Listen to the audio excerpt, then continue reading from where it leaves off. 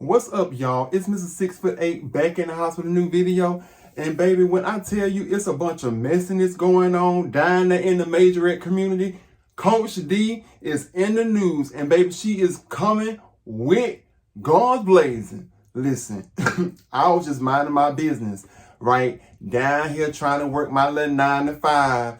You know, where the peasants and stuff are at. Not really, just kidding. Ain't nothing wrong with the 9 to 5s, so don't try to be atting me in my comments. But nonetheless, though, I was down here working the 9 to 5 like the rest of y'all when I just happened to sit here and see a live video being posted earlier from Coach D, okay, aka Diana Williams, owner of Diana Williams Inc., owner of Bucka Die, owner of Dancing Dolls. Oh, wait a minute. Well, we gonna get into that because it's a whole lot of mess coming behind that, because she has now been served cease and desist, okay, as a result of Southern University taking her name from Louisiana. What's up with that? Roll that beautiful bean footage. We got a lot to see here and talk about. It's Mr. 6'8" coming at you with a new video. Hit it.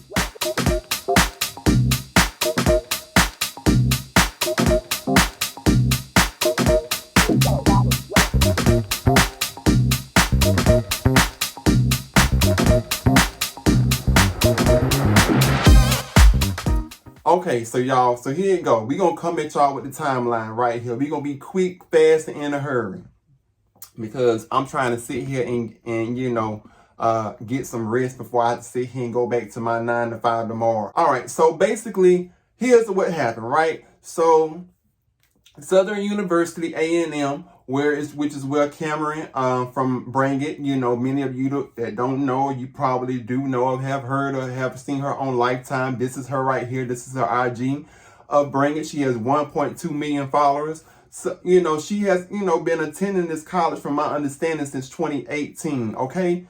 Put a pin thumb in that. She has since graduated from my understanding as of recently, and now fast forward in 2022, as of February, this college has sent over, from I guess the majorette side of it or whatever the case, a cease and desist letter to Diana Williams because of the Dancing Dolls. No, literally, the name The Dancing Dolls, okay? A name that we all know and affiliate with Diana Williams, okay? Or the Dollhouse Dance Factory, or DD4L, okay? We all know all of those things are associated when it comes to the Dancing Doll. Now, Diana made a live earlier, which is what prompted me to sit here and make this video, basically explaining how all of this led up to the foolery and shenanigans of it all and everything. And to be honest, I mean, it's just a lot, y'all. It's just a lot. Because why wait up until now over a 22-year legacy that this woman has built? And in all fairness,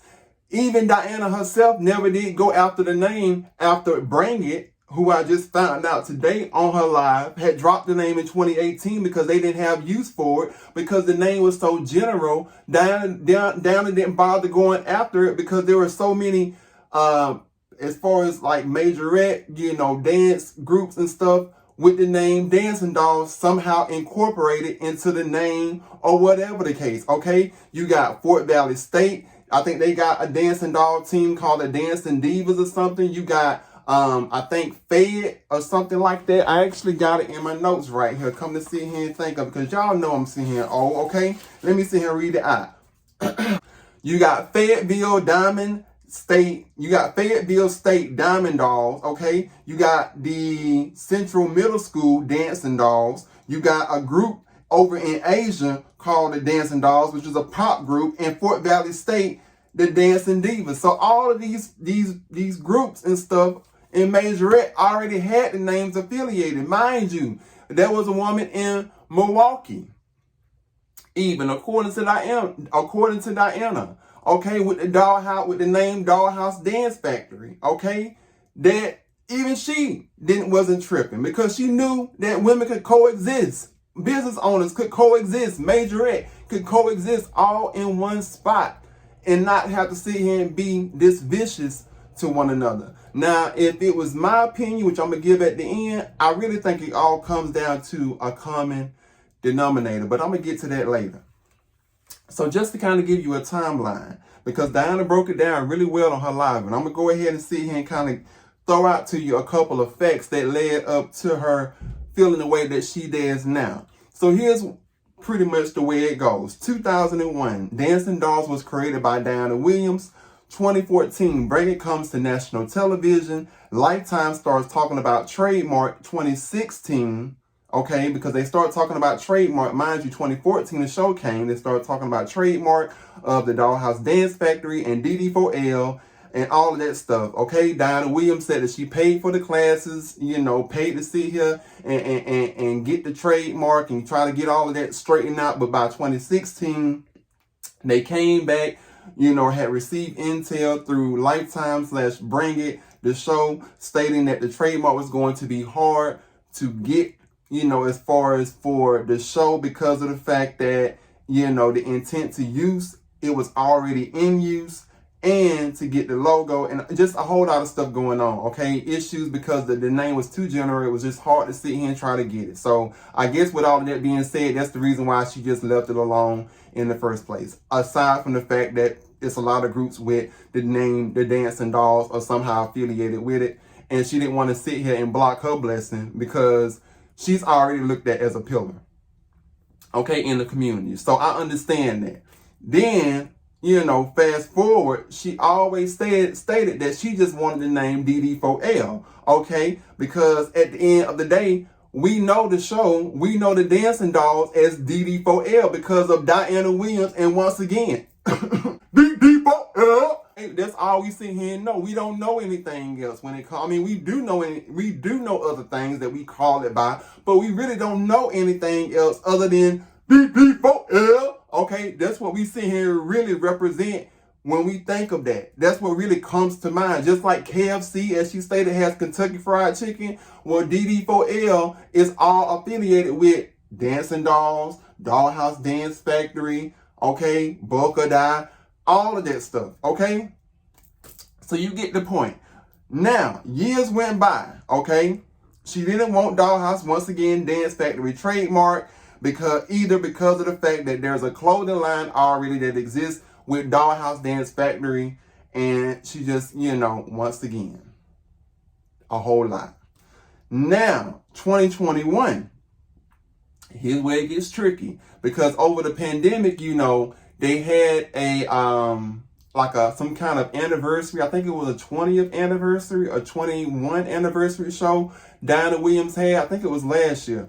But anyways, fast forward to that, if y'all remember, she had the show, okay? Cameron could not participate in the show because of conflicts and whatever the case, quote unquote, with this Southern University A&M. Then on top of that, we find out today, and I'm going to show you a screenshot of the letter here in a second, that 2021, the Dance Dolls submit, which they normally do to participate in parades or certain parades every year, like Jackson State, Alcorn University, or Alcorn State University rather. So when it came around to them submitting the paperwork, which she had a friend in Louisiana to sit here and submit for the Southern University homecoming parade, they did not give a response. Diana stated that they had, you know, her team, she kept calling, getting the runaround, and it wasn't until 2 weeks prior, until the parade happened at Southern University, that she got. We did not receive a response from Southern University's homecoming parade, which is why we weren't there. I didn't think anything of it. You know, we filled it out. A friend of mine that lives in the Louisiana area submitted for it, turned in everything for us. All I needed to know was where to pay. Every time we called, we kept getting a runaround. We didn't know who to send it to, blah, blah, blah. So when we called 2 weeks prior to, they told us that we would decline participation in the parade because we didn't get our information in on time. Well, we called and was trying to figure it out. Okay, no big deal. I'm not a great storyteller because I'm trying to get to the fucking point.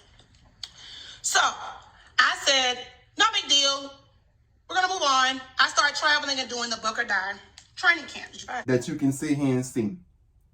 Okay? And basically in the letter, they basically are declining, and their reason, them telling her 2 weeks prior to the parade happening, was that the proper paperwork or information or whatever the case was not submitted. So as you can see, the screenshot here of the decline, okay? Blase, cool, whatever. Charges to the game. Now, as a result, after that happening, she went back to focusing on what she normally does, which is her Buck or Die training camps, which is what she has been doing recently, okay? Then, as a result, fast forward February 24th, 2022, a couple of months later, they had done sent her a letter, cease and desist, mind you, okay? The letter came February 2022 to her office. As a matter of fact, it was February the 24th, according to her, but she stated that she didn't get to her office in April, okay? Meaning, like, I guess she didn't get back to her office from traveling, checking emails. I mean, Diana Williams is a busy person, so, I mean, I could see that happening or whatever the case. But you get the point. So she found the email, came across the email. I don't know if her assistant, the lady that works for her, Jaleesa, or Jalecia, if I'm pronouncing her name wrong, please forgive me. It's no shade at her. The girl is really sweet. I've seen, you know, as far as videos of her, and she seems very respectful, you know, and very protective, you know, as far as of what she takes her job very serious, as she should. And she also knows how to just be around Diana instead of having to be around Diana for the clout. And that's what I like her for. So, you know, I don't know if her assistant, Jalecia, gave her the email. I don't know how all of that transpired. But all I do know is that come April, she finds out about it. Okay? And so basically, they're stating that upon this act called the Lanham Act, or the Lanham Act, I may be pronouncing it wrong, okay? It's basically stating that she cannot use the name The Dancing Dolls, meaning that she has to take it down from her website because of the fact that they now own the name. Right, you heard right. They now own the name. The Fabulous Dancing Dolls at Southern University now owns the name The Dancing Dolls. My only thing is, before I go any further, is if you were so hooked and adamant on getting the name trademark Southern University, aka the Fabulous Dancing Dolls, why not just use your own name instead of trademarking the Dancing Dolls, which you knew if you type in a search engine, the first thing that's going to come up is Diana Williams. Why would you want to be affiliated with somebody else's work? And it ain't like you don't know, because everybody in the majorette community knows that this woman is well respected, well known. Yeah, there are other, once again, groups out there with the Dancing Dolls affiliated, but don't get it twisted though. When it comes to the HBIC, and I'm quite sure you can abbreviate what that means, translate, Diana Williams is that woman. She's the HBIC. Call it what you want, okay? Just saying. So now here it is. She's having to deal with this, okay?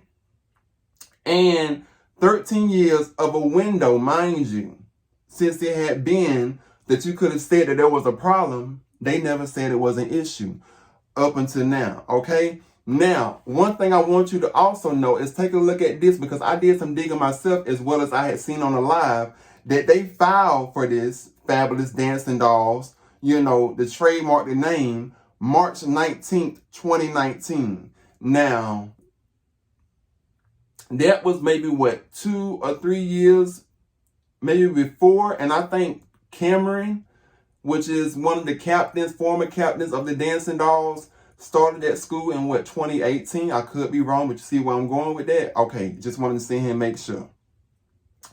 They filed for opposition January the 7th, 2020.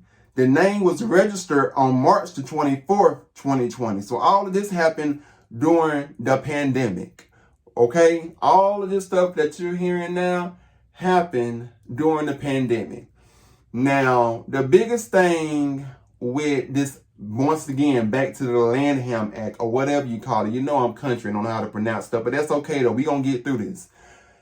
You're supposed to be able to prove beyond a reasonable doubt that there's confusion between whatever you're trying to trademark or the reason why you're trying to trademark it, from my understanding. So meaning that, let's just say that, I don't know, in this case, the Dancing Dolls, okay?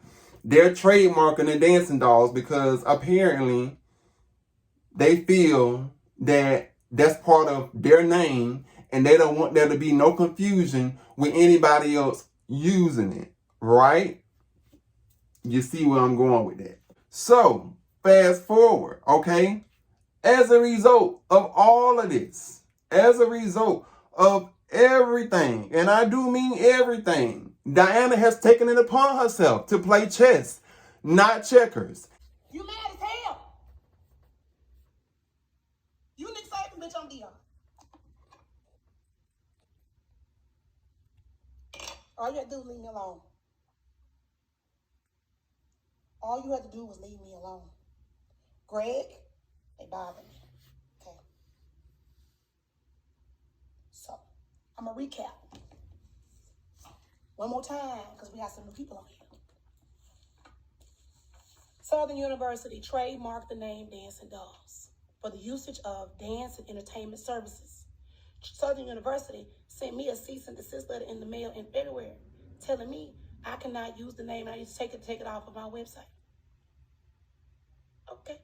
My lawyer has responded to it already. I let her handle it. She probably gonna scream when she see this live. So what did I do?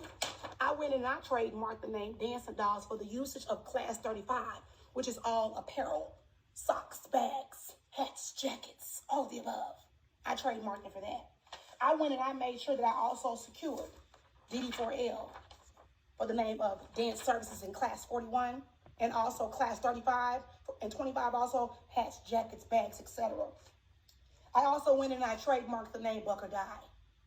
Buck or Die has also been trademarked for the usage of entertainment services, namely cheerleading, entertainment in the nature of dance performances, entertainment services in the nature of live visual audio performances by a dance team, entertainment services in the nature of a live dance performance, producing cheerleading, dance, and spirit-related competitions and events. Buck or Die. I also got Buck or Die for the class of merch. But since your ass is so damn petty and you went fucking with me, I went and got your name. Fabulous Dancing Dolls. See the serial numbers?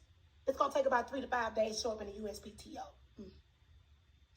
Fabulous Dancing Dolls has been trademarked by who? What does that right there? Diana M. Williams, Inc. My business owned it. My business owns it. Fabulous Dancing Dolls, my business owns your name now. For the usage of dance events, live visual performances, the same class that you trademarked Dancing Dolls in, now I got Fabulous. And I also got Fabulous Dancing Dolls in merch. Don't put that shit on my shirt. You heard what I said. So, this has been a message of setting boundaries. And she has now went and bought, because mind you, that was 041 or 41 rather. That was 41 as far as the classification for that trademark, which is basically for the usage of the name. But Diana has taken it for herself to sit here and buy the class of 35. Ha ha! Won't he do it? Okay. Will he won't? Won't he will? Will he won't? Which means that anything that has to do with merch, putting that name on apparel, putting that name on socks, shoes, bags, book bags, hair bows, baby bottles, okay, green beans, potatoes, tomatoes, lamb, hog, chicken, all of that there. Putting that name on anything simply means that your ass gonna get sued, is what it's in here mean in layman terms, okay?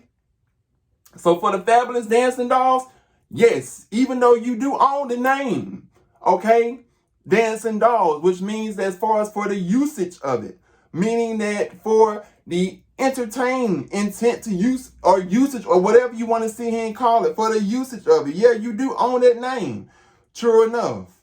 But as far as the part that makes the money, or for profit, or profiting off of the name, no. Run that by me again. Run that by me again. Baby, she even sit here and trademark the intent to use of the logo, Fabulous Dancing Dolls, so that even the logo itself, to even have a logo itself is trademarked with the intent to use.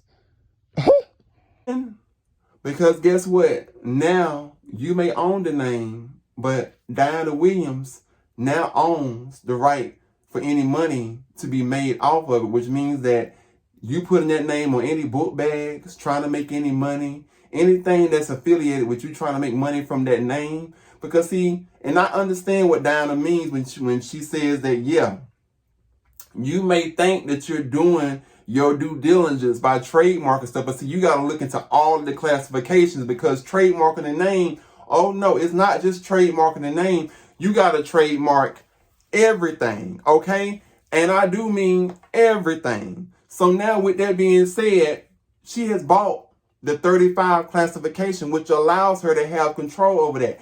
Not only has she done that, but she's also done it for Buck or Die. Okay, she's also done it for DD4L. Okay, she's bought 41 and 35. Okay, so not just one, she's bought pretty much both of them. Okay, so that way, can't nobody ever do this to her again. And just for those of you that don't know what 41 means, which is what the Fabulous Dancing Dolls initially did as far as buying it, it means that entertainment services, namely cheerleading, entertainment in the nature of dance performance, entertainment services in the nature of live, visual, and audio performances by a dance team, entertainment services in the nature of live dance performances. So that's what the 41 classification means, and that's the reason why they wanted her to take the name down off her website, Diana Williams, aka the Dancing Dolls. Okay? Now, not only did she do that, but she took it a step further and bought the classification of 41 and 35 for the Fabulous Dancing Dolls. So now they don't even own their own name, which means that you can't really sit here and do nothing with your own brand, okay? Let alone you done sit here and purchase the Dancing Dolls, which wasn't even your original name to begin with. But now you don't even own your own ish. So explain that to me, how that works. Explain it to me, how does that work? Okay, so let's, once again, as she stated on the live, let's recap. Okay, she has now bought the class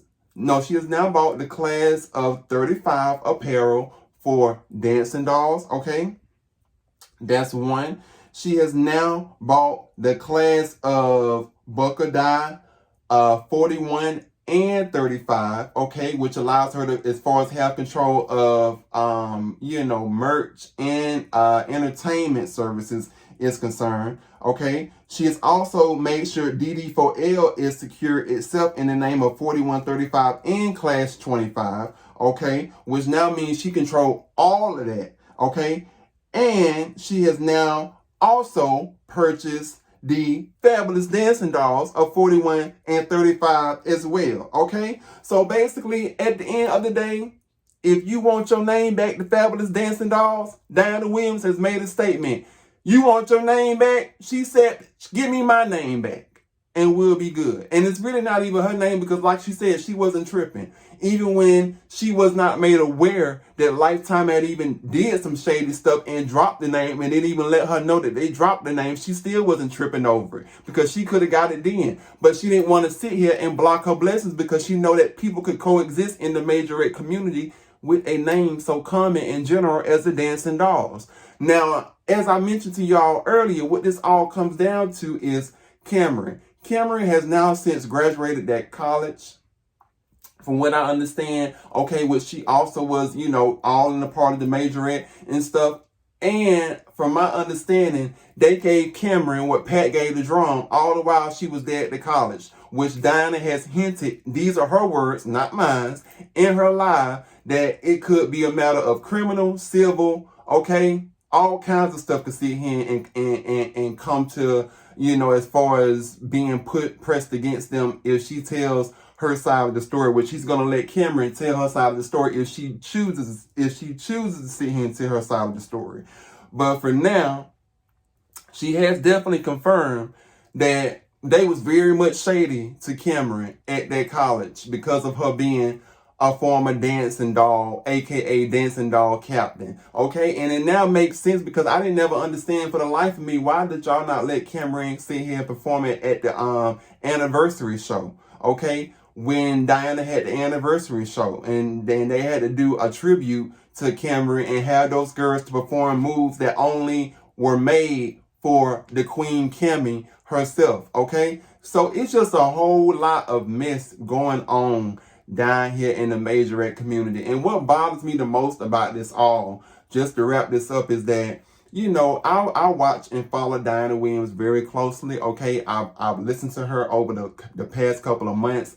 I've heard her pleas of how, you know, people are trying to tear her down, trying to tarnish her legacy. People don't know how to just be around her, about how you got to be protective about just giving people access to you so easily, because when you try to be nice and give people access to you so easily as she has to people trying to help the next person out, she constantly gets railroaded over. So now as a result, she has now, I guess, pretty much set up boundaries, which is what this live was about today, is setting up boundaries so that people can't do like what Southern University has done to her. Mind you, they have even sit here, and sometimes, if I could be wrong, but they have even sit here and did shows, you know, as far as just to, you know, give props or pay homage and stuff like that to Southern University, okay? And to go and do something like this and steal a name, okay, and send a cease and desist letter to her. So anything she's doing now, even though, yeah, I do feel like it's petty, but sometimes you have to get on that level with people. People don't want to do right. And sometimes you have to let people know you ain't that person to sit here and be toyed with. Sometimes you have to sit here and go there so that people stop sitting here and trying your patience. So take this as a learning experience for some of you all. Learn to respect people, okay? Learn to respect boundaries, okay? Stop being so envious of what the next person has, okay? Build your own legacy. And even though I understand that she may have not been the complete originator when it comes to dancing dolls, but she definitely has been a true origin, I would say, one of the origins of why it's so prominent now. That cannot be taken away from her. So you all let me know what you see here and think in the comments, okay? Do you feel like that her sitting here buying them folks' names and trademarking it now, which means that she now owns on people-ish, was too petty and she hit below the belt? Or do you think it was fair and square, and that if they do want their name back, they need to sit here and give up dancing dolls as well and let her sit here and trademark it? Leave it in the comments. Until next time, y'all. I gotta go. It's hot and I'm hungry. Bye.